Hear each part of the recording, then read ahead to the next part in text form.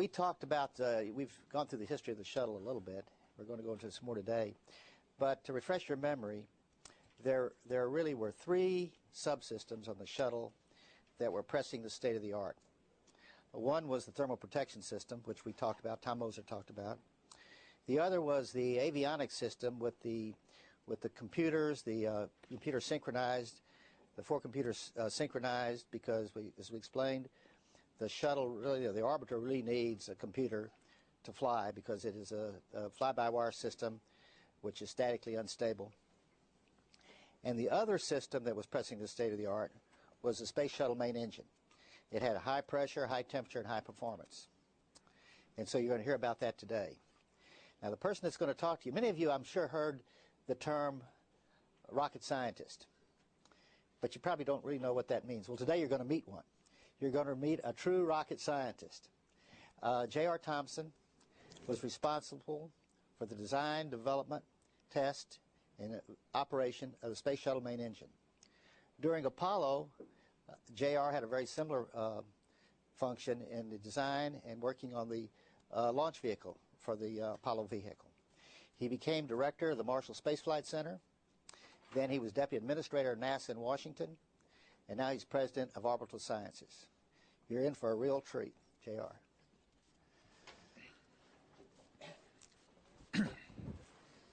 Thanks, Aaron. Aaron asked me to consider this talk, I don't know, several months ago, and I I was a little hesitant at first, but then the more I thought about it, it's given me a good opportunity to go back and you know, kind of recount some of the highlights and the low points in the program. It was some 30 years ago for me. So there's some of this that's going to be still a little fuzzy, but there's a lot of it that it's just like it was yesterday. Actually, the shuttle main engine has its roots back in the technology programs that were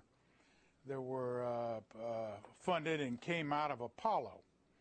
As early as the mid 1960s, people at the Marshall Space Flight Center in the same propulsion group that I was in, although my attention was focused on Apollo at that time, were heavily involved with Pratt Whitney, Rocketdyne, and Aerojet in developing the high-pressure turbo machinery that would one day be envisioned to use in the shuttle if there ever were a shuttle. So that's back when it started, and there was a good bit of effort put in it at that time. I think, as you probably know, here Rocketdyne of North American won the contract in July, actually July 13th of 1971. So shortly after Apollo was still winding down when the shuttle program got its legs. And the shuttle main engine was one of the very early awards because, as Aaron indicated, it was early on envisioned that would be the here what we call back then the long tent pole in the program. It came on the heels of a one-year Phase B competition between Pratt, Rocketdyne, and Aerojet. During this Phase B, NASA funded some technology demonstrations, requirements definition, and that kind of thing. Actually, Rocketdyne at that time did a very bold demonstration of what they call powerhead, and I'll show you what that encompassed in just a minute. But it was a demonstration of the heart of the engine. It was only operated for a short period of time, but very high pressure. It was risky. They pulled it off, It was actually driven by a fellow called Paul Castenholz, who was a guy coming out of Apollo that basically solved or led the team that solved the combustion instability on the F1 engine. So Paul was a very ambitious fellow, very aggressive, very bold in trying to capture this award for Rocketdyne. At that time, though, NASA envisioned what they called a flyback booster. The shuttle main engine was envisioned to be a common engine for the flyback booster as well as the orbiter. In that early concept, there would be 12 SSMEs on the back end of the flyback booster, operating at 550,000 pounds of vacuum thrust. And on the orbiter configuration, it was 3 engines operating at 632,000 pounds of thrust and vacuum. Because of the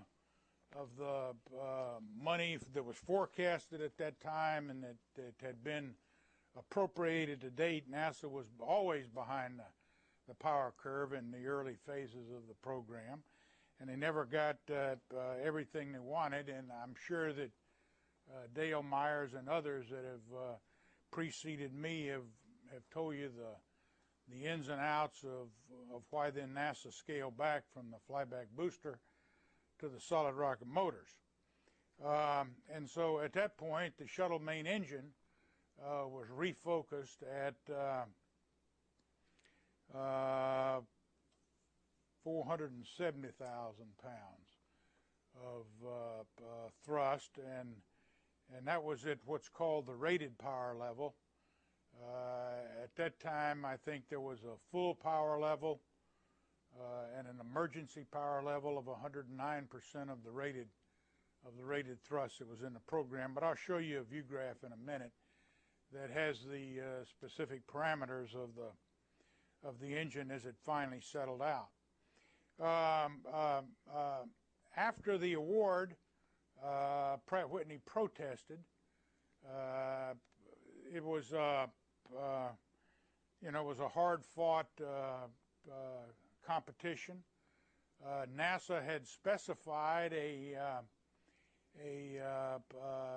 they wanted an engine bell configuration, a nozzle bell, as opposed to Rocketdyne's aerodynamic spike that they had promoted in the late 60s. And if everybody here knows what an aerospike is, you might say one or two things about that. Well, it's a truncated nozzle. It doesn't have actually it's packaged and derives the nozzle from the expansion of the gases that here where the nozzle wall is formed by additional gases that come out in the coolant system, and it's a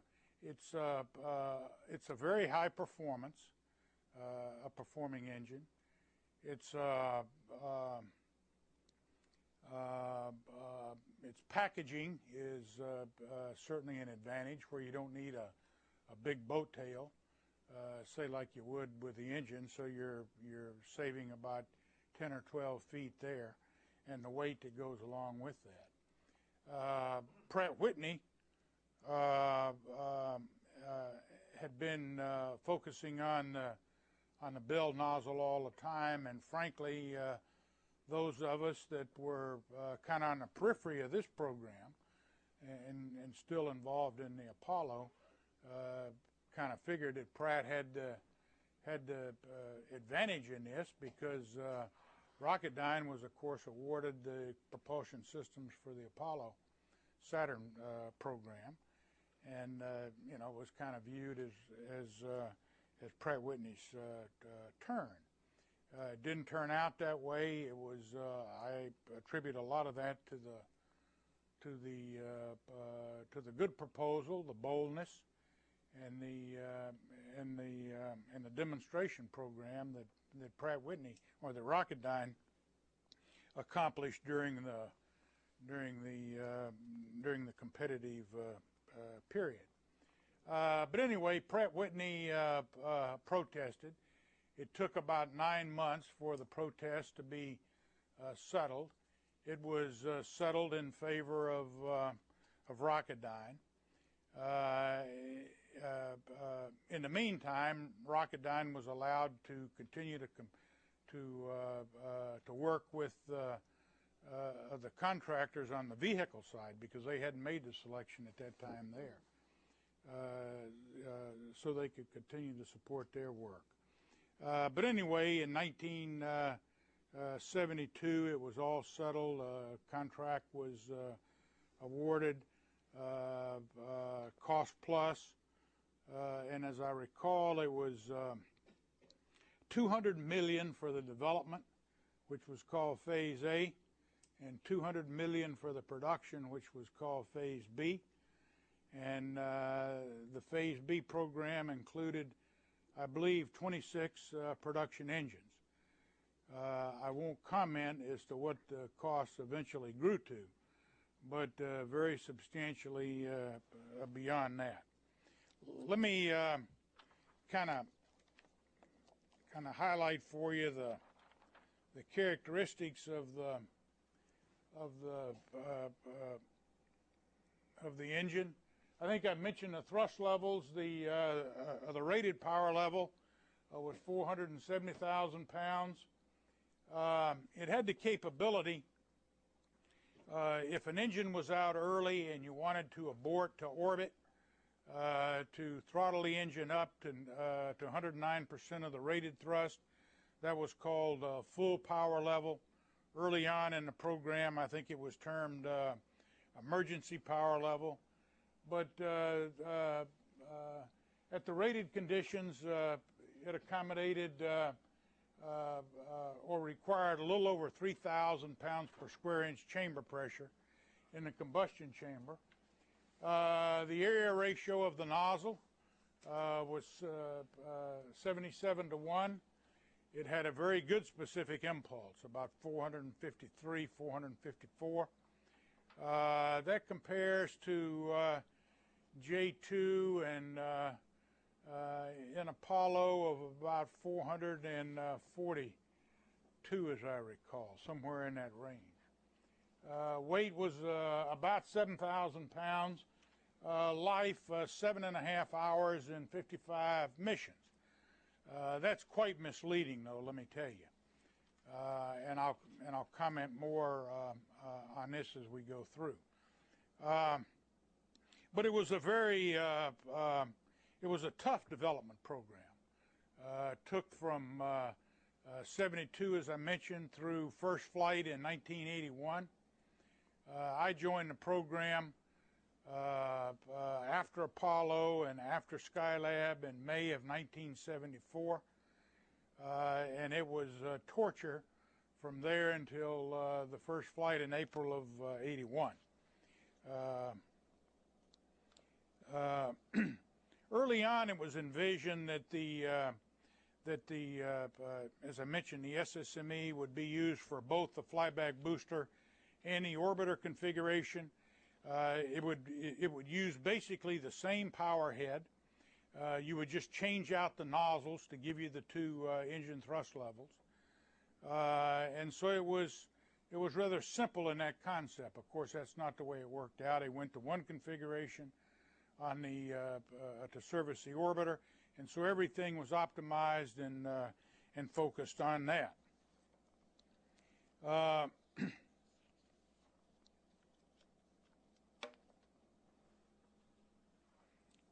Now let me say a few words about the schematic itself and what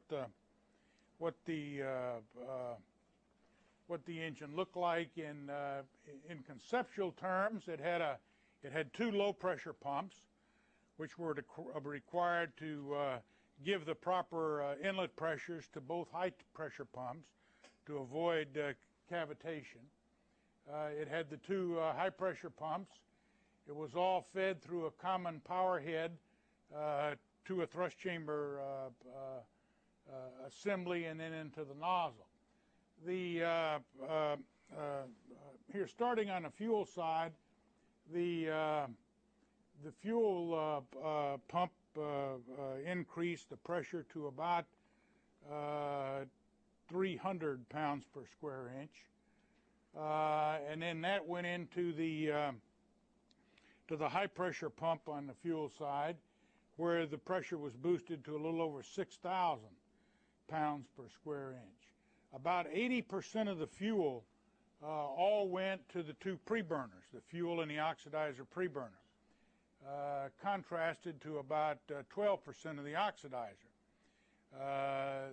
That was to provide a very fuel-rich power system to drive the two turbines, the high-pressure fuel pump turbine and the LOX pump turbine. The turbine temperatures were in the range of 1,750 degrees here, Rankine. After X. Made out of? Almost all of the housing structure on the probably 80% of the engine was Inconel. Very tough steel, be able to take very high pressures. As I mentioned, the combustion pressure in the chamber was about 3,000 pounds per square inch. At the entry to the preburners, the pressure could get up to 8,000 pounds per square inch. So it was a very high pressure system up and down. It was all in series. In other words, there was no, and this was the way they achieved the high efficiency. All of the propellant came through the low pressure system, the high pressure system, into the preburners, through the cooling circuits, all in the hot gas manifold, all in the main chamber. All of it exited in the nozzle. None was dumped overboard to simplify the flow path. A good bit of the fuel at the exit of the high pressure pump went directly to feed the two preburners. A good bit of it, about 20% of it, went to cool the nozzle, then up through and cool drove the turbine, because it was here, having cooled the nozzle, it was converted to a warm gas, which was then drove the low pressure turbine, came back in and was captured and served to cool the shell of the hot gas manifold. Similar thing on the oxidizer side. By the way, I'll mention the speeds of the low pressure fuel pump was about 15,000 RPM. High pressure fuel pump about 35,000 RPM.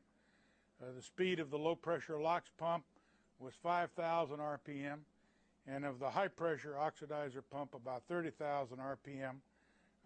The discharge of the low pressure LOX pump was about 250 pounds per square inch.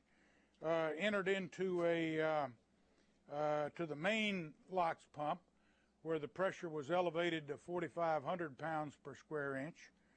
Then it went to some to the preburners and the rest directly into the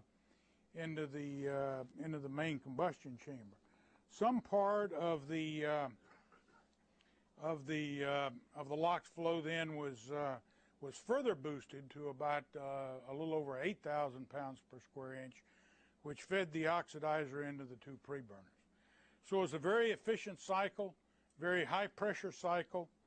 A couple other features that you don't see on this chart. There was a heat exchanger wrapped around the high pressure oxidizer turbopump turbine, which served to preheat gas to pressurize oxidizer tank. I think those are the major points that I would make on the cycle itself. Most of the problems, I'll just point out here, had very few problems with the 2 low-pressure pumps. A lot of technology in the high-pressure pumps, both fuel and oxidizer. The main problem with the high-pressure fuel pump was subsynchronous whirl, and I'll say a little bit more about this in a moment. It was a very traumatic time in the early period of developing the shuttle main engine. Caused a lot of delays, tough problem to solve, and I'll mention what caused it and how we solved it. Then the high-pressure oxidizer turbo pump, bearing overloads, LOX fires, explosions. That was probably the single toughest component to develop in the program, as I recall it. I think those are the major points that I'll make there.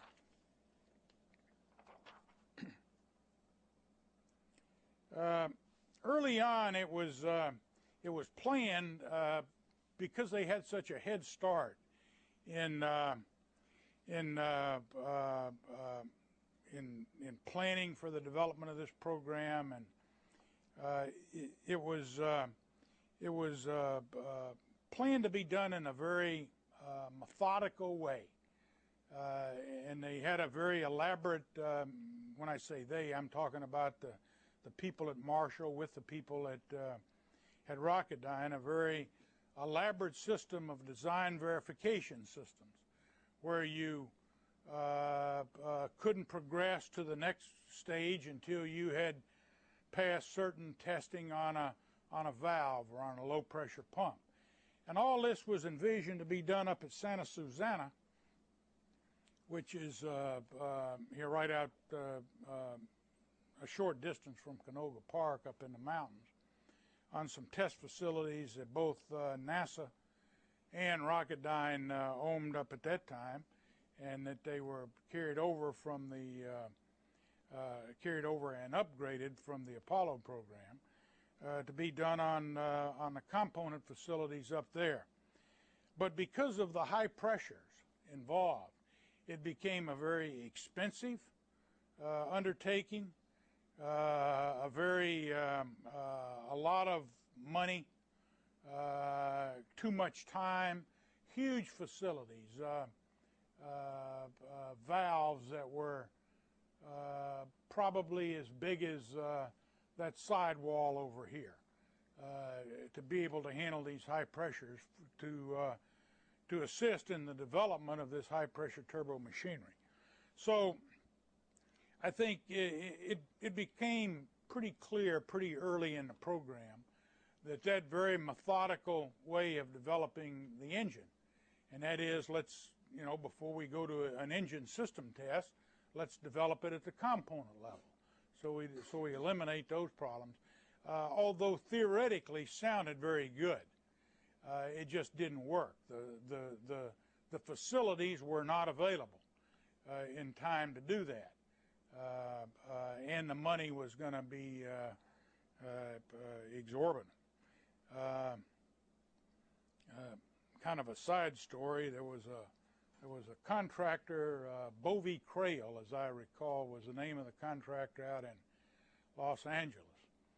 And early in the program, when they were having contract discussions, and Bovie Crail was laid, and Rocketdyne, at the insistence of NASA, was withholding money until they made certain progress, and so this fellow who was the president of Rocketdyne, Bill Brennan, I was spending a lot of time out there, and he invited me to sit in this meeting that he was going to have with the head of Bovie Crail, I guess he thought maybe it would impress him that somebody from NASA was watching this thing. Anyway, so I joined them. I think it was a Saturday morning, and both Bill and I had on suits and coat and ties, and this contractor from a head guy from Bovey Creel, he came in with some white bucks. He had on some yellow pants and a pink shirt, and he plopped down on Bill's sofa there, and before Bill could open his mouth, he said, "All I want is my blankety blank money." And so it was a short discussion. He was there to collect his money, and Brennan couldn't pay him because of some of the restrictions that NASA had. So it was a messy deal trying to get those facilities built, and it became clear that we were going to have to develop the components in parallel with the engine test. It was the biggest systems engineering challenge that I think we had in the shuttle program. Certainly there were a lot of challenges in major systems, integrating the shuttle engine into the orbiter, for example. But down at the engine level, the systems engineering to develop those components, the 2 low-pressure pumps, the 2 high-pressure pumps, the pre-burners, the hot gas manifold, the main injector, all the control valves, and then we also had on the engine, which I didn't show on the schematic, a computer, redundant computers that were cross-strapped, so that the input or the output could be cross-strapped and be very tolerant to failure. So we went to what we called an Integrated Subsystem Test Bed, ISTB. That became the bobtail engine of the program. Bobtail, it was a 35 to 1 area ratio nozzle, which it allows us to not only start the engine, but to operate it at the throttle condition, 50% of the rated thrust, and the nozzle would still flow full. It would not separate. And so then we could proceed with the development of the testing, or the development of the engine program. It was a very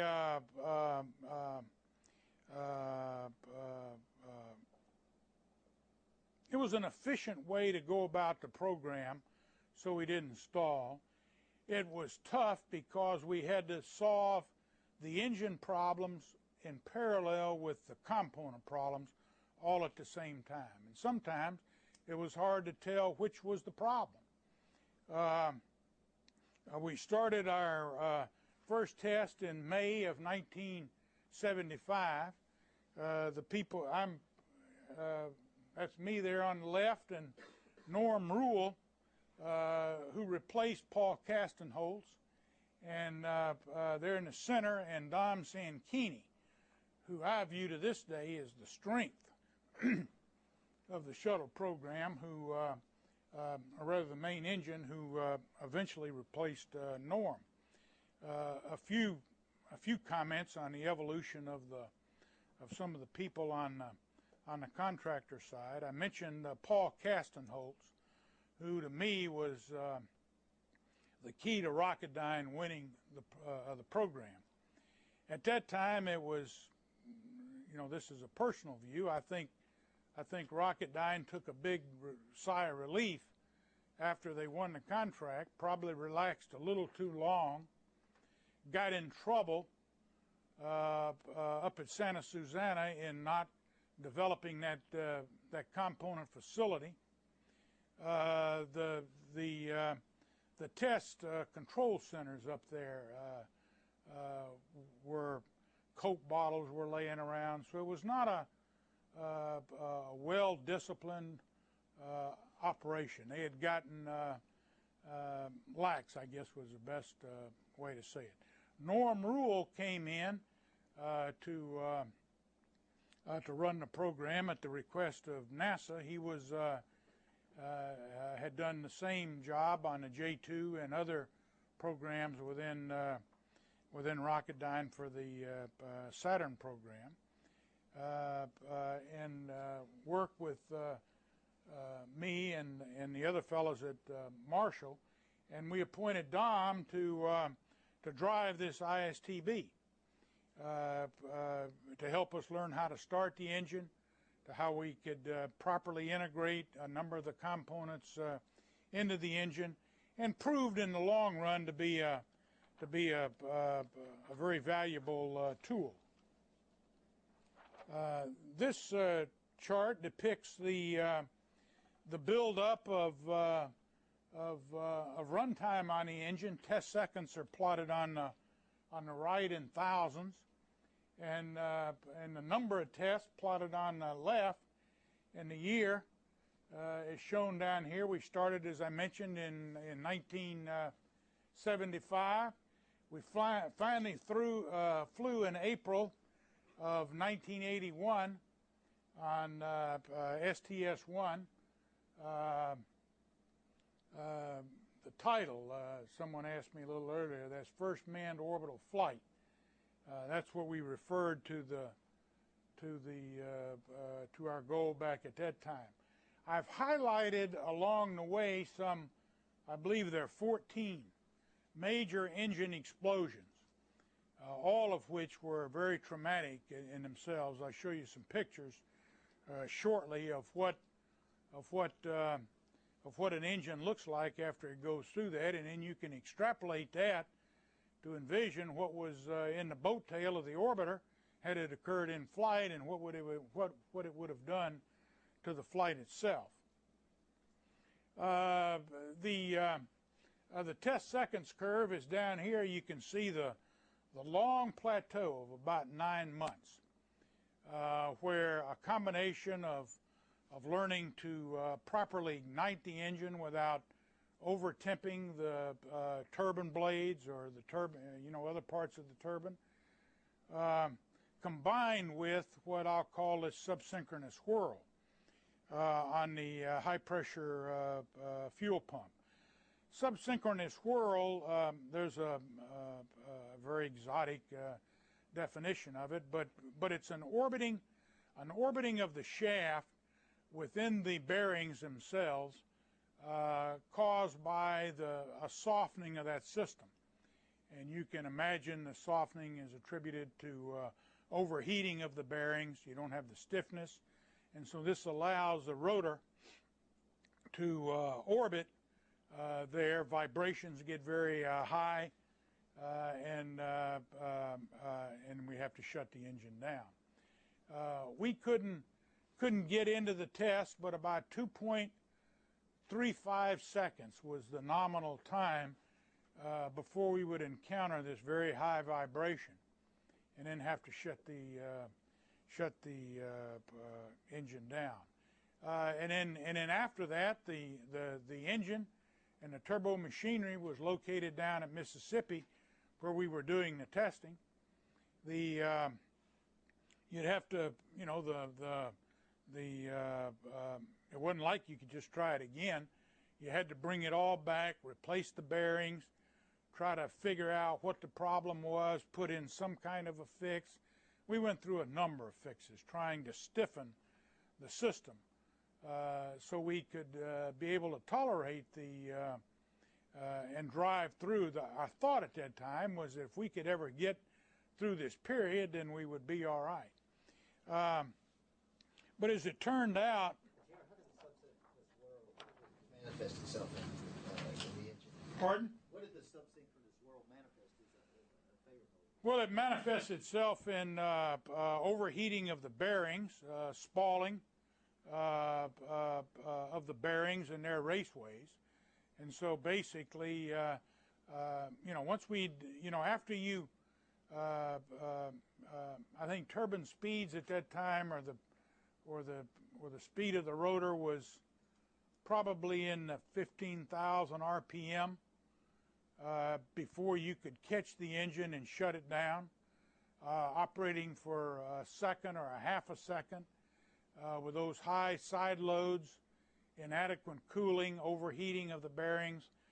you'd get the bearings back and you'd put them in your hand, and they were very much damaged. I mean, that was the manifestation of the problem. So we went into this for quite a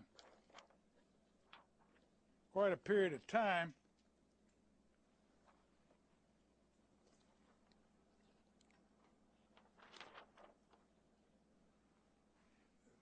I think what I wanted to capture was the picture over here. Ignore this. This is more dramatic. I'll come back to that later. But this is the high pressure fuel turbo pump. The subsynchronous whirl and the overheating of the bearings occurred on the turbine side. The coolant path, it's probably going to be hard for you to see, but you come through some labyrinth seals here, go down this passage, up through the center of the shaft, and in through some provisions that were made to cool the bearings on a turbine end. We brought in a lot of external consultants, had a lot of cooperation from people across the country. But after 9 months, it was one of the internal guys at Rocketdyne, Joe Stanglin, who and some of the people in his turbo machinery group that came up with the idea that there was a vortex that was occurring in this cavity on a turbine end, and what we had to do was to kill that vortex, and then allow the coolant to go through. And so he put a little, what he called a paddle, which is this part you see right here. It's about the size of a dime, that was screwed in to the rotor at that point. And first test that after we included the paddle right off the block, where the engine had been stalled at and couldn't get beyond about 2.35 seconds, went right up to the minimum power level, which is the power level we had set and planned all of the tests to accelerate to that level, if it could, if we could make it. And so it was a very dramatic solution, fixed, and allowed the program to move on and see what was behind the next, the next hurdle we were going to run into. So this problem number one was just being able to understand and accommodate the start sequence. You had to start the engine fuel rich. Any excessive oxidizer would give you a cutoff because of all the sensors that we had. The second problem, and the one that caused us the most time that I've mentioned, is the high pressure fuel turbo pump subsynchronous whirl. And then problem number three, which are duplicated here several times, is the LOX pump explosions. They could be triggered by loss of a turbine blade on the turbine end, which would unbalance the rotor, overload the bearings, and then cause a LOX-rich fire, which very quickly consumed the whole engine. There were numerous,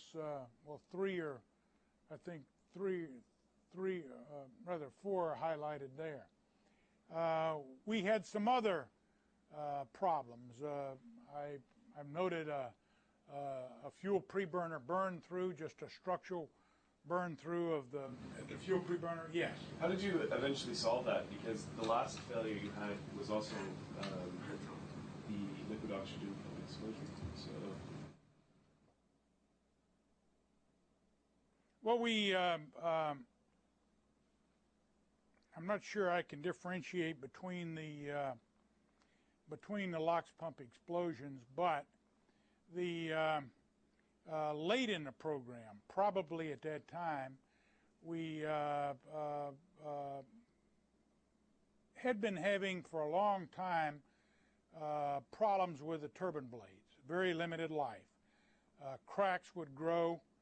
At that time, we didn't really understand how long we could run them before we had to replace them. So we went to dampers on the turbine blades, and this occurred fairly late in the program. That eventually solved the vibration of the blades within the turbine wheel stack, and allowed us to proceed. Whether that was that one that caused the imbalance of the rotor, or some earlier when they were primarily driven by bearing problems. Considered for some time, we used ball bearings in the Rocketdyne turbo machinery. Later in the program, they've gone to roller bearings. Pratt Whitney has been contracted to develop that. But the bearing problems and turbine blades were the major problems, as I recall, that caused the LOX pump problems. As a matter of fact, I've got.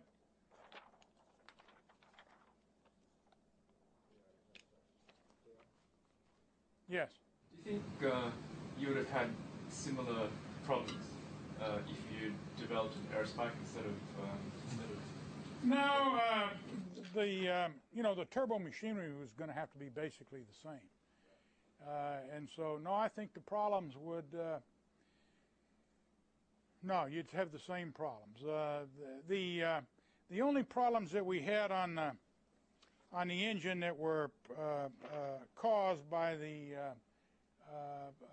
we had a nozzle steer horn failure. That was just a structural feed line that was in the shape of a steer horn at the aft end of the bell nozzle. We had two of those structural failures that were very traumatic for the program.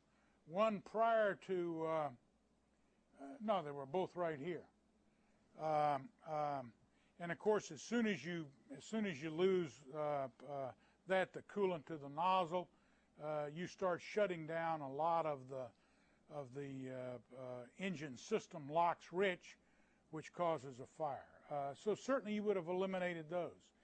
You would have eliminated a number of I'll call them nuisance problems in terms of we had 1,080 tubes that made up the nozzle that we flowed the hydrogen through to keep the nozzle cool, 1,080 of them.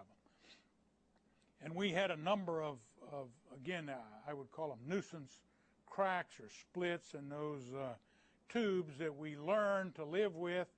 We learned to go out and put a cap on them, post-flight, braze over, and just cap off the leak. So certainly you wouldn't have had those. But all of the other problems I would have seen common between the aerospike as well as the bell nozzle.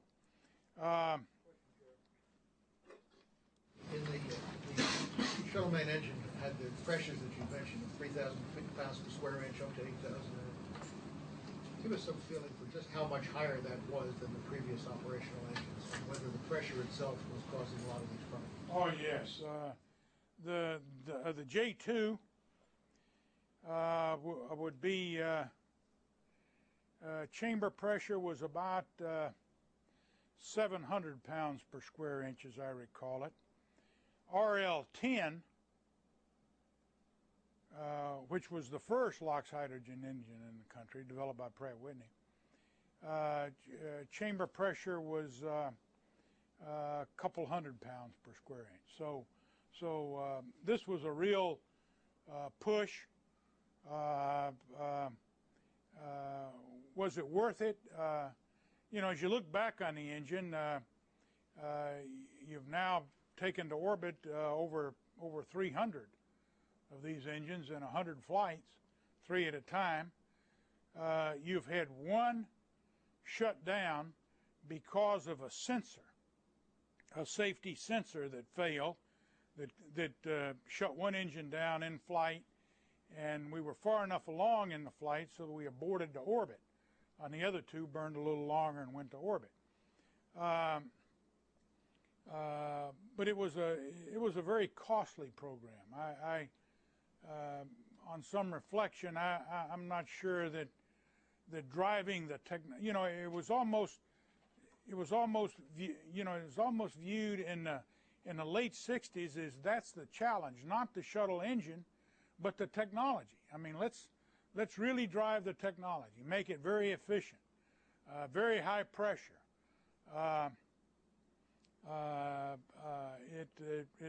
Aaron and I were talking a little earlier. That's the engine people. Had the orbiter flown 100 times, you'd have and had several major failures. People would have expected the shuttle engine, I think, to have been the cause. That's not the way it turned out, and I'll comment on at least a contributor in just a minute. But just first on the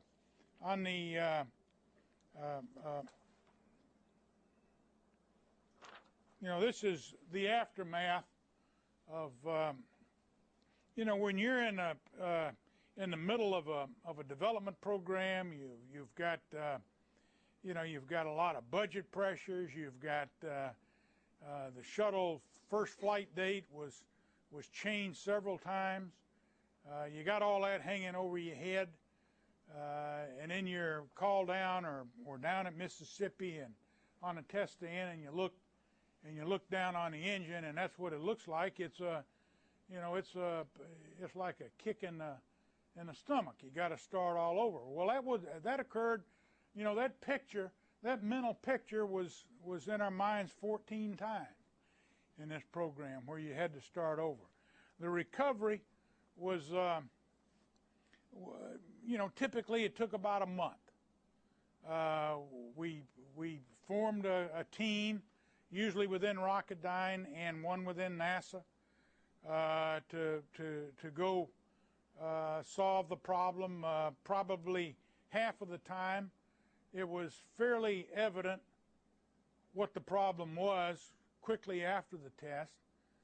Sometimes it took a couple of weeks to narrow it down to it could have been this or that, and then you fix both this or that, not knowing exactly what it was.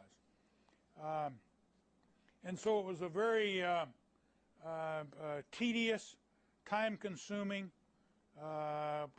We were testing around the clock. If it occurred during the holidays, you just canceled your holidays and jumped in, and we did what we had to do. I'll mention as I look back, one of the kind of the dumbest things that I did on this program was somewhat associated with the testing.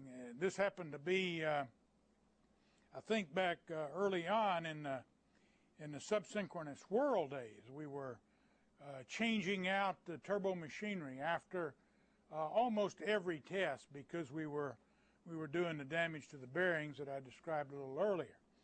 And it took about 3 shifts to change out a turbo pump down in Mississippi.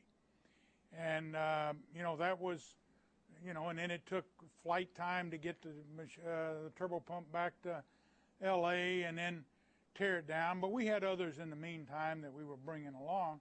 But it was very time consuming. And it was in the middle of the summer, back in, whenever it was, 75 or whenever, and a lot of rain showers. And that was holding us up because you couldn't, when it was raining or looked like it was going to rain, you couldn't open up the engine, drop the pump, and take it back. So that slowed us down. And so I had a brilliant idea of here, first of all, the engine.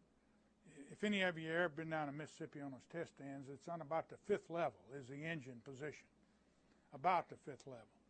And so on about the 7th level, I wanted to put here what I call a rain shield, to put a tin roof, a couple of levels higher than the engine, so the workers wouldn't have to stop when it was raining. Well, you can probably imagine what happened. That was okay for a while, and then we were back into a test. and we had a hydrogen leak, and we did not. We weren't using the igniters at that time at the end of the bell to burn off a leak.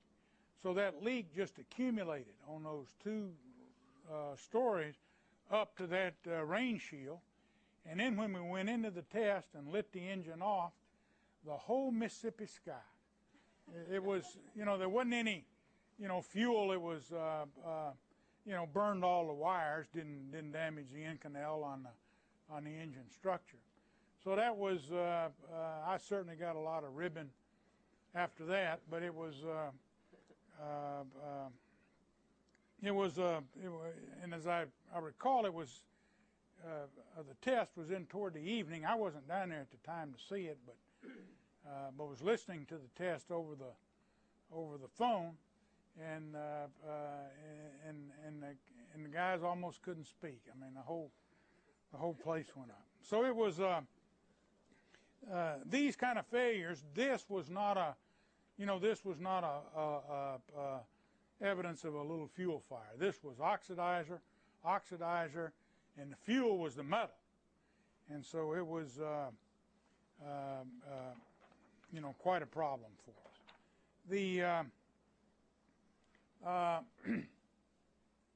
I might mention at this time that just this last summer, I attended a little event there in Huntsville, where the Rocketdyne team came down, and now the engine program had just passed its millionth test second mark, and so you can see for STS-1, the total test seconds were about 110,000.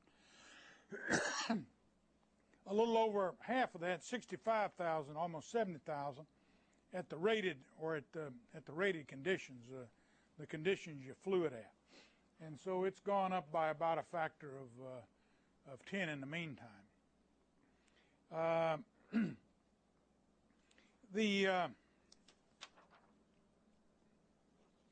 Another key to the shuttle engine program was the philosophy imparted by John Yardley to I think he recognized early on that the engine, we'd bitten off probably a little bit more than we could chew to have an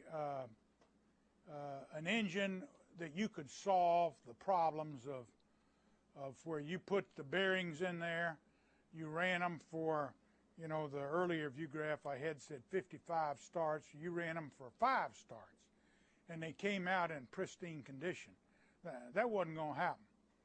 And the turbine blades, one blade failure, I actually forget how many are in those two stages on that wheel, probably well over 100.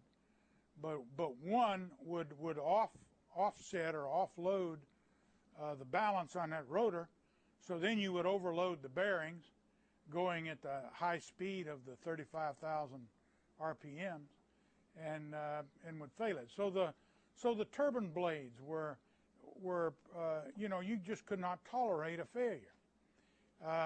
But in evidence after testing, where you could tear the blades down and destack them and look at them under a microscope, you could see cracks, fatigue cracks. And so all of us, I think, but John provided the leadership, recognized this fact, and if the requirement were going to be that you wouldn't fly with turbine blade cracks, we weren't going to fly. And so he encouraged us in that instance, in bearings, and probably other areas to test a failure, drive it to failure, know where the cliff was, and then back off a sufficient amount, and then conduct your certification with cracked blades, with spall bearings, so that it was clear to everybody that it was clear to the people that were running the program, that were that then had to, and others that had to fly. That the problem was understood. We thought reasonably well understood, and it was tested to accommodate that condition. And so there was a philosophy that was ingrained in the shuttle, and probably not enough in some of the other areas. The shuttle engine program was a little bit blessed with this fear of failure. It's the toughest technical problem, so we got the most money. I mean, there's it's not all a downside.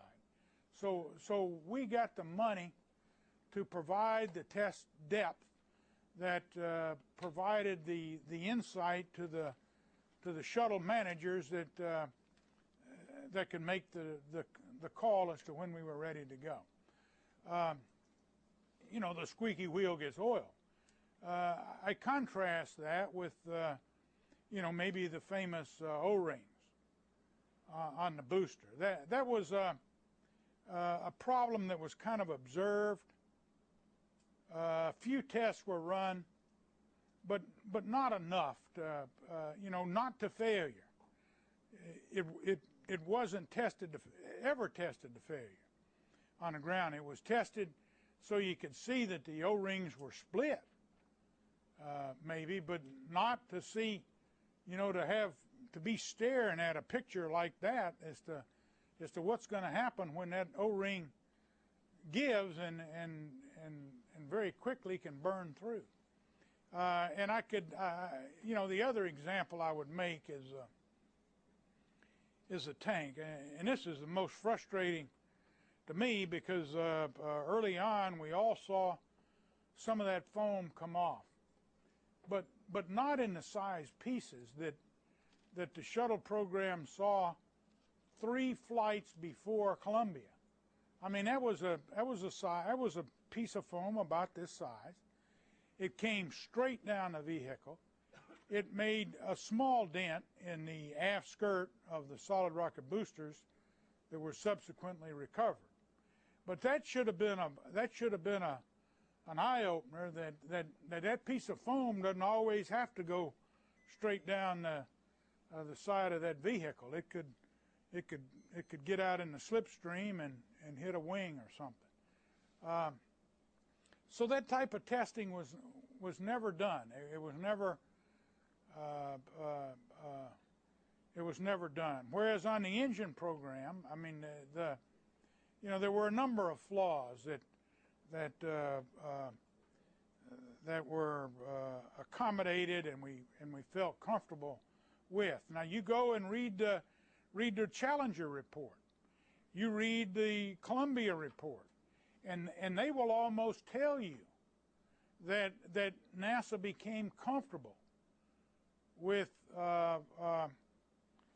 flaws, and that led to the problem. But that was, I take issue with that. I viewed it different because that was almost the foundation of the shuttle engine program. It was built on flaws. It was built. It was tested, so you knew wherever the soft spots were. You knew it, and you attacked it and tested in the appropriate way. John Yardley, I keep coming back to him. He as a part of the certification programs, of which I think prior to the first orbiter flight, there were 8 certifications completed. One of those certifications was to be conducted, and a certification, as I recall, was about 13 tests.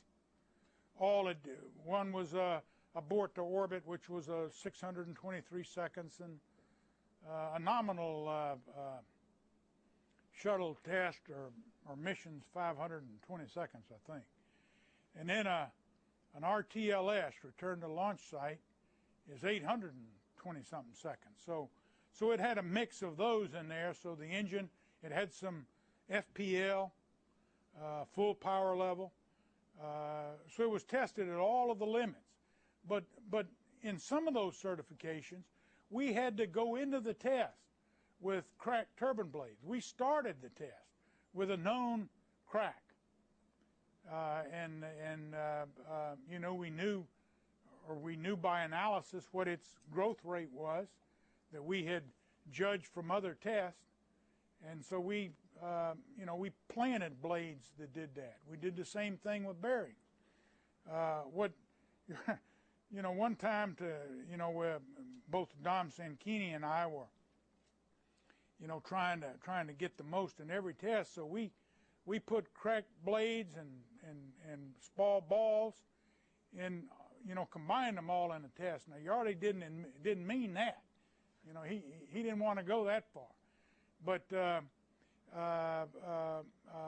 was a lot of NASA leadership that bucked up the back of the program managers, both myself and Sanchini. I mean, they knew the way to develop the confidence in this engine was to test it, and that became the theme. That isn't true today. And that's what I worry about. And I can come back and comment a little bit more on that in a minute. I will say a few more words about Dom Sanchini.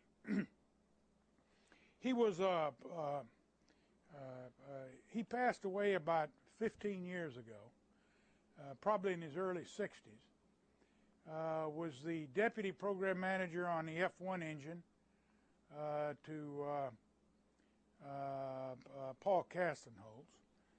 A good engineer. He was a lawyer by trade, but he had also accumulated a good background, well steeped in engineering.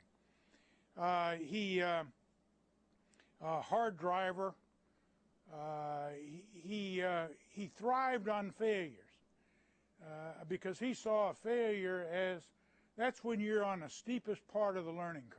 You never learn more than in the aftermath of a failure, where you're forced to go through and look at all of the data and postulate a lot of other different failure modes. So he almost he thrived on it. I mean, that was and he made sure that the whole Rocketdyne team viewed it in that light.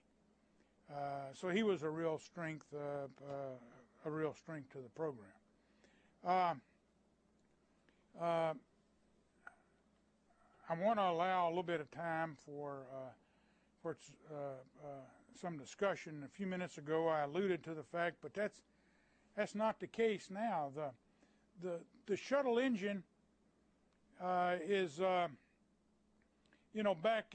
back in the heyday or the time period when we were in the development program. We were building them around the clock out at Canoga Park, 3 shifts out on the manufacturing floor, probably at a rate of about one a month, 10 a year. Yeah, that's about right. So high, pretty high production rate there. We're pretty, I could probably ask for a show of hands. You know how much a shuttle engine costs? Just to make one? You got the foggiest idea? My last count was about 40 million. I imagine in today's money, it's probably closer to 60. 60 million a copy. But today, they build about 3/4 of an engine a year. So the production rate is way down.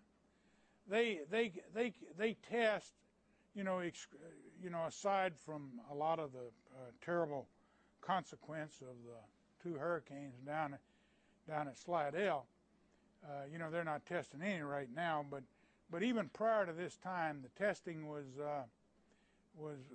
very infrequent.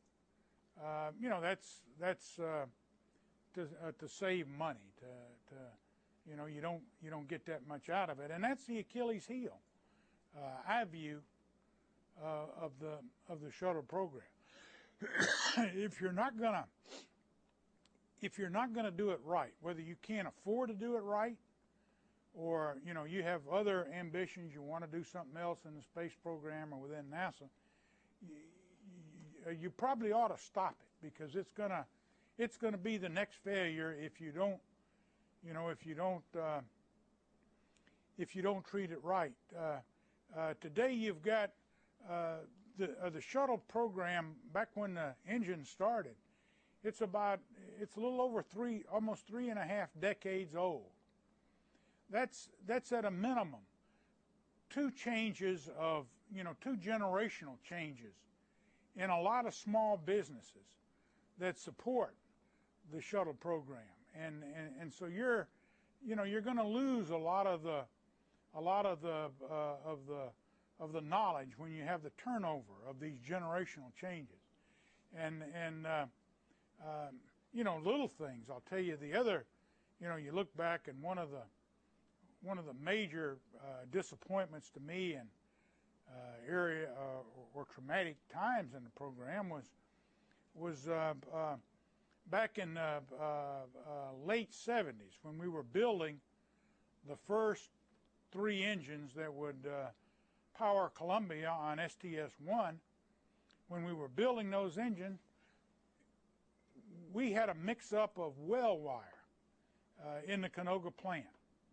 And the mix-up was the well wire was in, one could take a heat treat and the other one couldn't take a heat treat. They had, I forget the application where you wanted the non-heat treatable well wire, but that was a mom and pop operation that came in, got the well wire, took it home and cleaned it, and then delivered it back in baskets to Rocketdyne. Well, they got it mixed up. And so we built the first 3 flight engines with well wire that would not take a heat treat that we depended on. So you go out and you look at those engines with inches and inches and rows of wells that are not to the proper heat treat. So we had to go through and analyze every section and over-test those engines at a little higher pressure than we normally would have, to be able to show that having been built with a wrong well wire, it was still good enough, because the design was up to FPL and a little beyond, that it could still take it and operate at the rated thrust condition. So it's mistakes like that without frequent manufacturing exposure, without frequent test use, you're going to lose in the program and will become the next. The program has not been surprised by a problem yet. I'm talking about all the shuttle. The O-ring failures, they winked early on to Thiokol and then to Marshall, before Challenger. And the foam problem has been winking all the time, and it's gotten worse later. I suppose it has something to do with the change they made in the insulation later on. But as you know and you read, it's at the agency's at a very critical time today. They've got to make some decisions in terms of where their priorities are and what they want to try to do, and they don't want to spend money on the shuttle because they seem to be committed to replacing it. And if that's what you're going to do, that's what you got to do. But over the next, between now and 2010, if that's the year they choose to retire the shuttle, they're not going to be motivated to test. And so that's going to, the program is going to be in more risk over the next 4 years than it was in the first 4 years because of that reason. You don't know where the ledges are, where the cliffs are, and testing once a month or once every 2 months is you know, is just not going to do it. JR, you said something that I really never recognized. You said that there could have been a point in time in the program where you could have gone back and reduced the pressure levels and that type of thing, made the engine a little simpler to certify. What would have been the amount of, how would that, what effect would that have had on? Well, an easy way to do it, you know, we looked at probably several years before the first flight. You know, we'd seen enough at that time to know that even with the philosophy that we had adopted, we were on fairly shaky ground. To you know, I would never have guessed that the shuttle would have flown over 100 times and never had a failure of the shuttle main engine or some problem. I'd have never guessed that, having looked at what I looked at. So we were starting to think, and an easy way to do it is open up the throat on the main combustion chamber.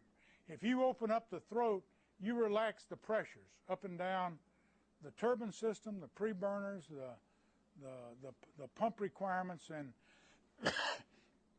you know, you wouldn't have to open it up much. You'd lose a little specific impulse. You'd gain a little in thrust, and so you'd get some offset there. May want to adjust the mixture ratio overall you operate at. Instead of 6.0, maybe 6.2. So you could have done it with a modest performance hit. You're not going to get it for free, but you could have relaxed the pressures throughout that whole system by a change in one component. And we were contemplating that, and the monies never came. You know, it was a configuration change. It would, you know, there's a lot of the, you know, what don't you know about that change is what would bother some people. So I don't want to oversell it as simple, but it was conceptually it was a simple change. So that would be one. The I think looking back, you know, and knowing the capability of the shuttle, and to be honest, being somewhat troubled, quite a bit troubled, by what I hear and read about NASA wanting to retire it, although I understand their reason. Some view it as a flawed design. I don't view it as a flawed design. I think you need to relook at how you operate it. I don't, you know, I hadn't been particularly pleased with the operation of the shuttle. Watching all this foam fall off and not even raising your hand. But then after all that occurred, nobody stopped and stripped all that foam off and maybe replaced it with cork that's heavier, that's got, you know, that's got some tensile strength that you can anchor it on there with glue or whatever you want to do, and it's going to cost you some performance. So NASA's been biased too much, and they certainly started this in the shuttle main engine, in the direction of performance, where if you back off a little bit, the system will be a lot better, a lot more robust, serve you a lot better over the long haul, and maybe you don't push too much in some of these directions that have got us in trouble. Do you think that we had a fictitious requirement of all the performance we were trying to achieve with the shuttle? I think, you know, I don't think we needed all that. Tell me the missions that we needed all of that performance on. You don't, you know, it's not there. You could have, you know, you'd have to reset the manifest in some cases.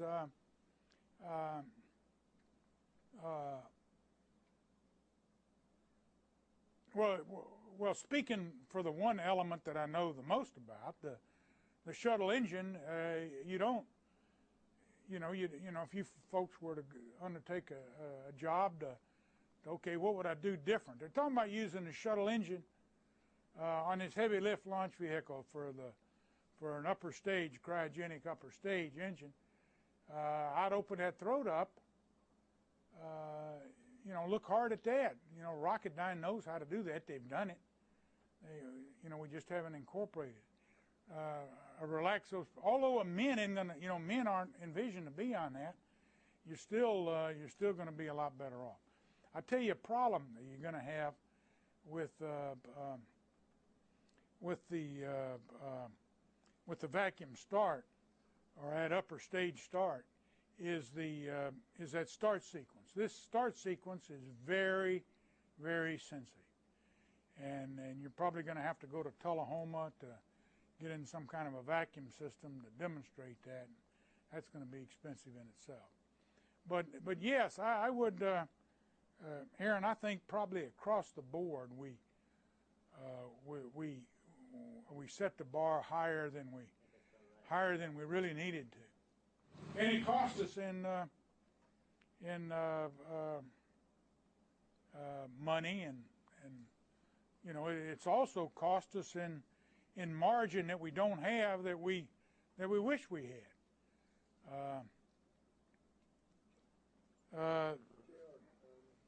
Usually around this time we take about a 2-minute break. So Okay. give your voice a rest. Everybody stand up, turn around, just stretch a bit. 2 hours is a long time to go without a stretch. Again? I'm going to have to speak out before the end of your talk. I'll just say, give one statistic that I remember really impressed me when during our initial astronaut training, when they were talking about the main engine, and you talked a lot about the high pressure turbo pump. This is a device that's about the size of a typical automobile engine, right? That's right. It produces 50,000 horsepower just to pump the liquid oxygen at high pressure. I mean, that really gets your attention when you talk about pushing the state of the art and trying to get a lot of power out of a small volume. That just really amazed me.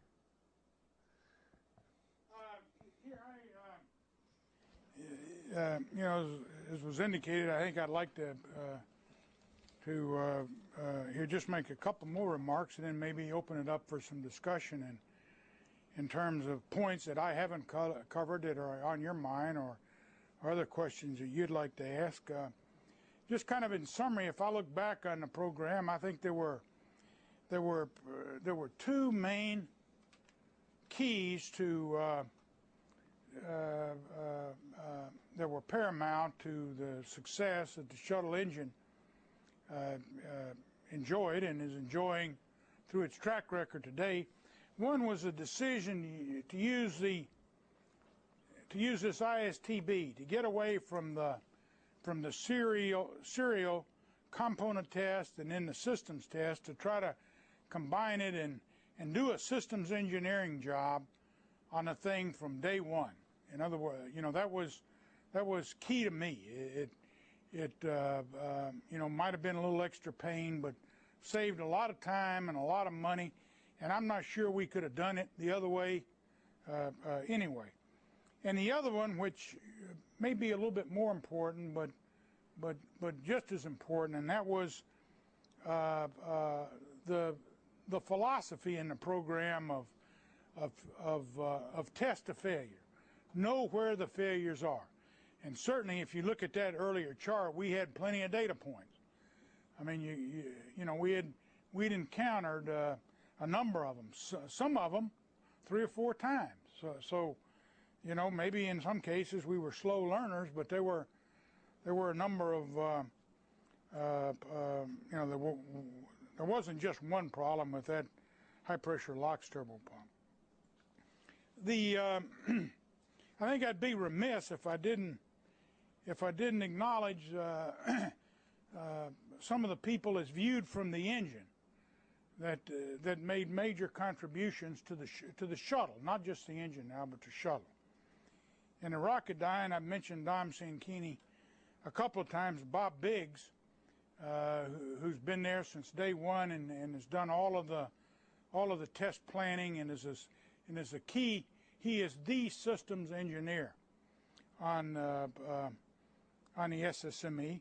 Byron Wood, who is now the president at Rocketdyne. Joe Stanglin, who was in charge of turbo machinery, who designed this little paddle and solved this vortex problem that uncoupled us from this terrible time that we here we're at a standstill. Matt Eck, who was in charge of turbo machinery at Rocketdyne before he passed on several years ago.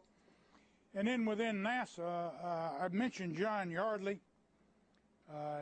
He was, who is now passed on as well. He was, I don't think there would be a shuttle without John's leadership.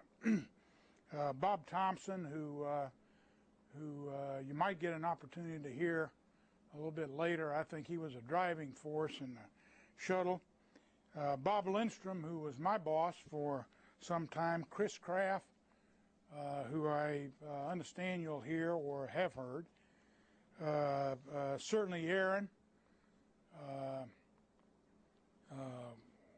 We had to interface with the orbiter, and he had an equal challenge. Arnie Aldridge, who I've always thought a lot of, as well as Dick Coors.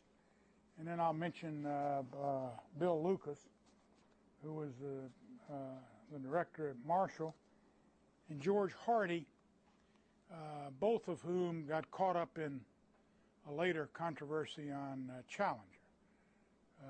Not necessarily fair, but that's life. I mean, they were both superb engineers and meant a lot. And then also Gene Covert from MIT, who was the how shall I say this? Came in periodically and chastised us appropriately, and I think made a major contribution to the program. At the time, Gene was also head of the aeroastro department here at MIT and running back and forth. Yeah, John Yardley had asked, I'm not sure who triggered bringing Gene in, but I know John was a key driver in that. And so that's, I'm not sure I've touched on the kind of things you'd be interested in, but I'll certainly be glad now to try to answer areas that perhaps I haven't hit, or maybe make a few broader comments. I understand the only element that, other than the orbiter and maybe the overall system, but this is the only propulsion element that's talked about. I think the tank, I've already mentioned there, the insulation was their tough nut, and I think, you know, having had some data, there are certainly some things that we could have done different. The solid rocket boosters they've made a, you know, there's quite a history there. You know, Thiokol has now been acquired by ATK in consolidation of the solid rocket motor industry. But they've also made major improvements in the way they manufacture that. You know, those solid rocket motors are also made with glue. A lot of, you know, that's put on by hand. I remember in visiting up there after the Challenger accident, back when I was the director at Marshall, a number of changes were made to automate a lot of that. I think probably the solid rocket boosters, when properly used and appropriately tested with and backed up by the right analysis, is you know, it's an excellent propulsion system. I wouldn't. ISP is down some, but they're you know, more than adequate to do the job. I think something that really strikes me is complicated. It didn't really seem, at least I don't think it really seemed to have that much problem, was integrating the engines in the aft end of the orbiter. That was a complicated system, but it did go pretty well. Was it the main propulsion test article that did that, or what allowed us to? Well, yes, it was earlier, you know, I went to school a lot on the integration of the J2 into the S4B stage and the S2, where the conditioning of the engine prior to engine start was important and was a big interface with the stage itself. And certainly that was true with the boat tail of the orbiter. And the main propulsion test article, which Aaron mentioned, was I guess we had a dozen flight tests down there, somewhere between a half dozen and a dozen. Matter of fact, we had a structural failure of a main fuel valve, cracked down in Mississippi in that test article, and caused some consternation along the way. But the integration, as Aaron mentioned, went quite well. I don't think in flight we've ever had any problems with overpressurizing that boat tail or any problems with it. There are a number of tests that we didn't conduct, or a few that we didn't conduct on the engine that I would have liked to. A, for curiosity, and then B, to fill a square so we knew exactly what would be, you know, what would happen if we ever got in that condition. That was with a LOX depletion. There's some thought that a LOX depletion is gonna allow you to imbalance the rotor of the LOX pumps, and they're gonna rub, cause a fire, and all that. On the other hand, it's by definition going to be a fuel-rich shutdown. And, you know, I would tend to think, but it was one test that we debated quite a bit about in the shuttle program, and decided that the probability of getting in that situation probably didn't merit the test. I will add that there was a lot of good tension within the shuttle program, between, you know, up and down at all levels.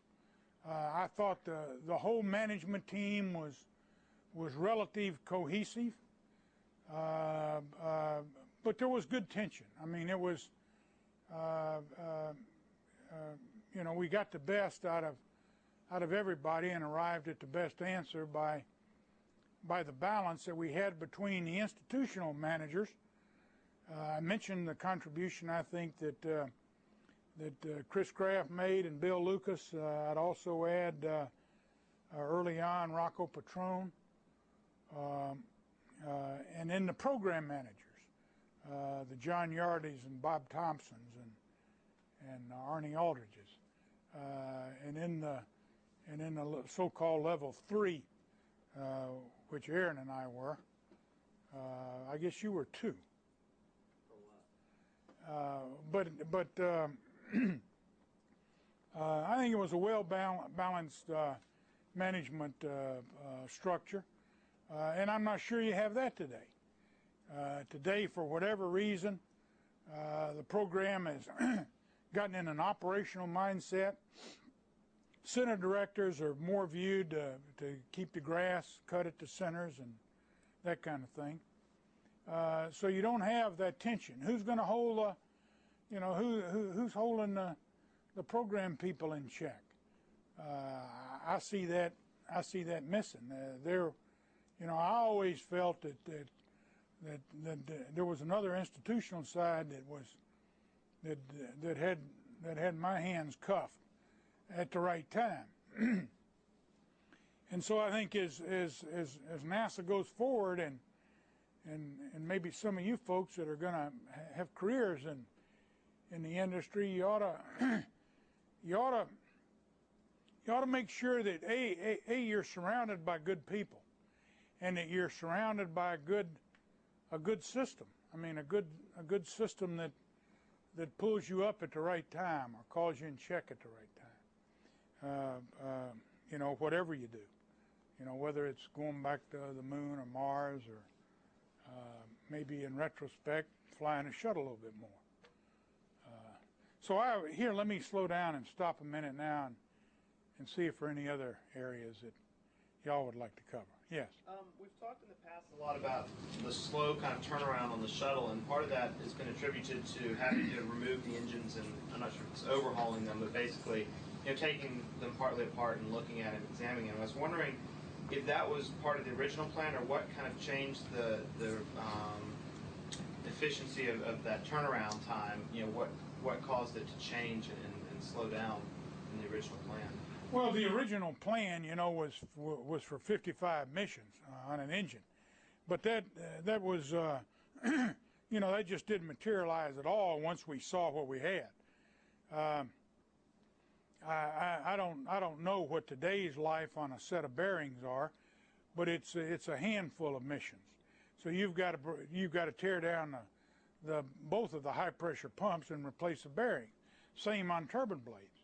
You want to replace that stack after a few missions that are defined in the current certification program. It's certainly less than a half a dozen. And yes, that has built in the time, but you could overcome that by just dropping the whole engine and replacing it with another one, and you know, and doing it all in parallel. There were a lot of people on this program that I never envisioned you needed. I think NASA did the right thing by turning it over to a contractor or a team of contractors, but they stayed too much involved. So it was all done by a committee. I mean, it was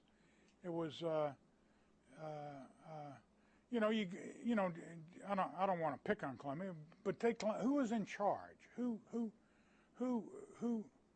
felt they were really responsible for that accident? I couldn't see it, and I followed I could offer my opinion, but that I didn't sense that the program had somebody in charge. Yeah, there was another one. Yes. I was wondering if you could talk about any examples that you know where specific technologies that came out of the shuttle main engines have either been used or avoided in newer launch vehicles today? No, I think a lot of the materials will certainly be carried forward. Coatings, seal technology. That's probably one of the areas in the shuttle, in the turbo machinery, that I didn't talk about enough. It was the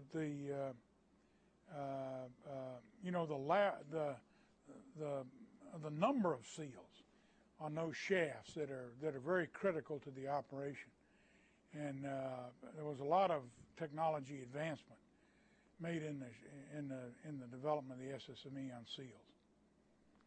So those would be several examples.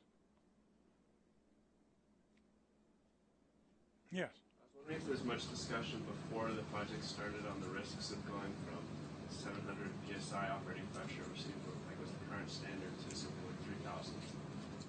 Whether there was an option to go to an intermediate pressure. I'm sure there probably was. Again, I came in the program about a year after it started, so I was on the periphery of some of the early stuff. But I think the risk at that time more focused on NASA, particularly at Marshall. I think they wanted a liquid booster. Eberhard Rees, the German, felt very comfortable with the liquid boosters because they, you know, you could shut them off as opposed to the solids. But cost and other things, I think they eventually became comfortable that the solids were fine. So I think the risk trade-off was more on the booster. You know, you can shut a liquid off. When you light those solids, you're going somewhere. On the engine, I don't think. I know they knew it was going to be harder. I'm not sure they appreciated the how hard it actually got to end up with those 8,000 psi pressures at the head of the preburners, and what that did to the rest of the system, and what it did to materials, and what it did to crack growth rates, and everything from then on. You like mechanics quite a bit, most airplanes. A lot of factor. Yeah, you wouldn't fly today without it. I mean, you understood the mechanism. You applied fracture mechanics, then you applied several factors, and then you certified that, and that's where you went. Does the aircraft industry do the same thing? Because they have turbine blades too that crack, don't they? I'm really not sure. I'm not. I don't want to fly on an airplane that's got a cracked blade.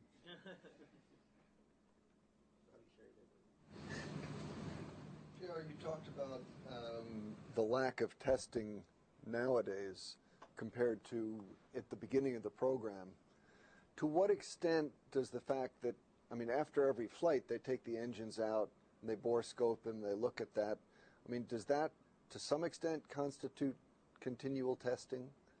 No, I don't think. What you get out of the well, test I think they're stand. probably, today's teams, they go to the logbook and they read what was written down by the last generation, and that's what they inspect. That's fine, and that's very thorough. But the testing, the introduction of some kind of a small change by a mom and pop operation that I alluded to earlier. That's what a test program will catch. Some new problem that creeps in will get caught that's not done there. No, I don't think that. I think it's, let me say it another way. I believe it is very dangerous to execute this program in the way that I understand is planned to be executed between now and when they retire the shuttle. I think that's the most dangerous period in the life of the shuttle because of that. I mean, the people that are in the program now have not been part of developing it. They don't, I don't know how many pictures they've seen of a LOX pump that's burned up. You just think about things different once you've been exposed to that firsthand. That's my view of it. Now, how you transition out of a shuttle program onto something new, I don't have that answer. I mean, I think you gotta do both. Like the wing walker. I wouldn't let loose of a shuttle before I had something else in hand. And today they're gonna let loose of this and then hope this other thing comes along. And I think there's some risk to that. Along that line with the O-ring issue and the foam issue, do you think that those were never solved or never looked at because of lack of money or just confidence in the technology at the time? I mean, the O-ring was kind of carried over a little bit. The foam, I don't know how much that was brand new. And nowadays, are we just relying on the confidence these things work for 100 missions or so? Or is it just lack of money? No, I think I can't say there was a lack of money back at the time of the O-ring. Had they wanted to, had the culture been to, had the culture been and and if they were inquisitive enough to pursue it, I think they could have gotten the money to do it. On the shuttle engine, out of necessity, the culture was there. I mean, it was driven by people like Yardley. It was, you know, I think another thing at NASA and aerospace, and, you know, you can do wonderful things with computers today, but too much, you know, too little of all this analysis is anchored by a good failure. You know, you don't, you know, you got the analysis, you know, you got a lot of programs. You can, you know, you can do a heck of a job on analysis today, but it's not necessarily anchored in the remnants of a good failure, one that has adequate data. So if I'm building a test bed now, how do I kind of intelligently justify to my sponsors that I want to have a budget for like lots of failures? Well, I don't think you're going to sell it that way. Right. But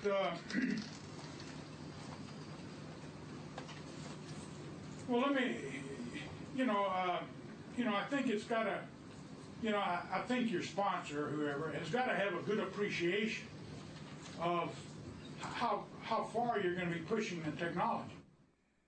If it's oversold, you know, if you oversell it, then you're not going to get the money to be able to stand those. If you push too hard in that direction, your sponsor's probably going to get disinterested. So that's going to be a fine line, but you know, pick a current example. Pick what I, at least as I understand it, NASA's trying to do with with the you know, with the lunar project or the moon project. I for one think that that their yardstick is going to be tough. They're going to, you know, Apollo didn't have any failures. Why are you going to have any failures? So I think they're going to have to be very careful how they sell that program. Just because they're using or will use shuttle-derived elements, an external tank, maybe a 5 or an additional segment to the solid motors, the SSME. That's not going to be a freebie. I mean, I've already told you I would do some things to the shuttle main engine in building a different program. The tank, I would go to a you know, they're not going to keep the foam from coming off on the configuration that they have. And I also wouldn't assume that, well, I don't have a problem now because I don't have an orbiter on the side of it. You know, the foam ain't supposed to come off. So I'd degrade the insulation and put on something that would stay, as an example. Yes? How much of the original engine, like the current engine right now, is it exactly the same as the original one, or what has changed? Materials, is the computer the same? Is everything exactly the same?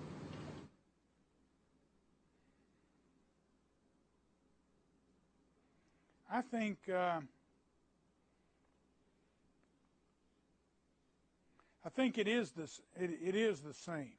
I'm sure there are, through engineering change proposals or fairly low-level change traffic, some things have been upgraded, but it's you know, Inconel is still the basic material of the housing. The turbine blades are still MAR-M 246, you know, which is a high-strength copper, I think. So that's the same thing. They still use ball bearings when they fly, and I don't know the change point on this, but Pratt Whitney makes the high pressure turbo pumps now. They use roller bearings, and you know, that would be a big change. The two high pressure pumps that have now been incorporated in the shuttle engine. But other areas, Those were upgraded, weren't they? The turbo pump, the high pressure turbo pump. yeah, I at some point a couple years ago, I think they were incorporated and brought in. So those would be big part number changes. But a lot of other areas of the engine, I think it's the same, and I think it's, you know, that's one of the reasons that they feel they don't need to test much. They've got all that, and so we'll have to see how the next 4 or 5 years play out. Anything else? What about, you know, since they're talking about using a lot of these with the next generation vehicle, and they won't be reusable. So what can be done? I mean, what's the way to go about kind of derating the shuttle? Not, you talked about opening the throat, but all the other things that make the engine reusable and presumably make it more expensive. Will it really be the same engine when they get finished? I mean, what has to be done? I don't know. I mean, some may may argue and suppose that because the requirement for a reusable engine isn't there, will you know, eliminate some of the things. I don't know what they'd be, but I would, you know, having paid all that development, I'm not you know, I would be more inclined to really minimize the change for change's sake, and do some things like open up the throat. I mentioned that as an example that would reduce the operating pressures, and I think give them you know, give them more margin across the board.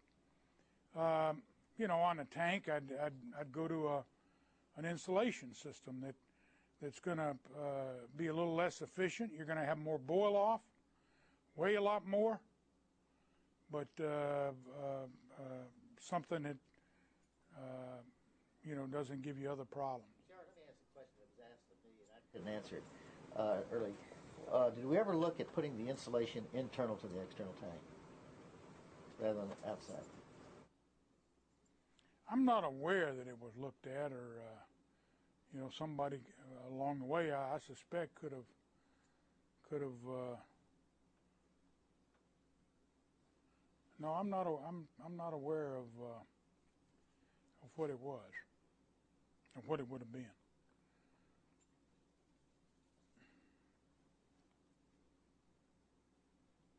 Anything else? Well, I've enjoyed it. I hope you, as you, you know, here, don't repeat the same mistakes that we made this time around. And good luck in your projects.